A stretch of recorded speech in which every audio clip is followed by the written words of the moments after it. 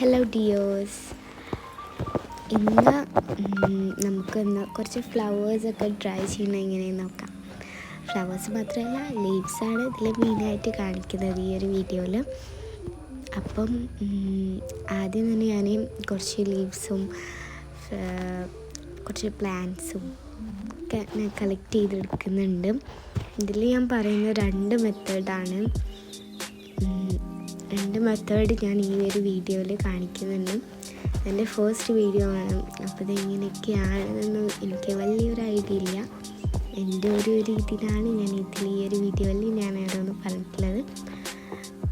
പിന്നെ ഞാൻ ഒരു റോസ് മാത്രമേ എനിക്ക് കിട്ടുള്ളൂ, വേറെ ഏതോ ഫ്ലവേഴ്സ് എനിക്ക് കിട്ടിയിട്ടില്ല.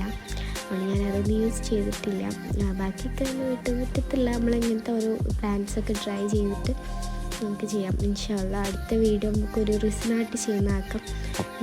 ഇങ്ങനത്തെ ട്രൈ ചെയ്ത ഫ്ലവേഴ്സ് വെച്ചിട്ട് ഫസ്റ്റ് മെത്തേഡ് ബുക്കിൻ്റെ ഉള്ളിൽ ഇതുപോലെ ഇങ്ങനെ വെക്കുക എന്നുള്ളതാണ്. സെക്കൻഡ് മെത്തേഡ് എന്ന് പറയുന്നത് ത്രീ മെത്തേഡ്സ് ഞാൻ കാണിക്കുന്നത്. സെക്കൻഡ് മെത്തേഡ് എന്ന് പറയുന്നത് ഇതുമാതിരി ഇങ്ങനെ വെക്കാം.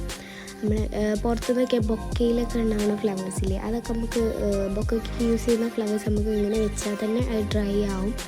നമ്മളിങ്ങനെ ബോട്ടിലിട്ടിട്ട് ജനാതിലിൻ്റെ അടുത്തൊക്കെ വെച്ചാൽ മതി, വെയിലൊക്കെ തട്ടുന്ന സ്ഥലത്ത്. തേർഡ് മെത്തേഡ് എന്താണെന്ന് വെച്ച് കഴിഞ്ഞാൽ ഇതുമാതിരി അയൺ ചെയ്യുക. നമ്മൾ ഇതൊരു പേപ്പറിൻ്റെ ഉള്ളിൽ വെച്ചിട്ട് വേണം അയൺ ചെയ്യാൻ. ഒരു പേപ്പർ എടുക്കുക, രണ്ടായിട്ട് മടക്കുക, ആ രണ്ടായിട്ട് മടക്കിയതിൻ്റെ ഉള്ളിൽ വെച്ചിട്ട് അയൺ ചെയ്യണം. എന്നാലേ ഇത് കറക്റ്റായിട്ട് കിട്ടുള്ളൂ, അല്ലെങ്കിൽ അയൺ ബോക്സൊന്നും അങ്ങ് ഒട്ടിപ്പിടിക്കും. ഇന്നത്തെ വീഡിയോ നിങ്ങൾക്ക് ഇൻഫോർമേറ്റീവ് ആയെന്ന് ഞാൻ വിചാരിക്കുന്നു. Thank you for watching.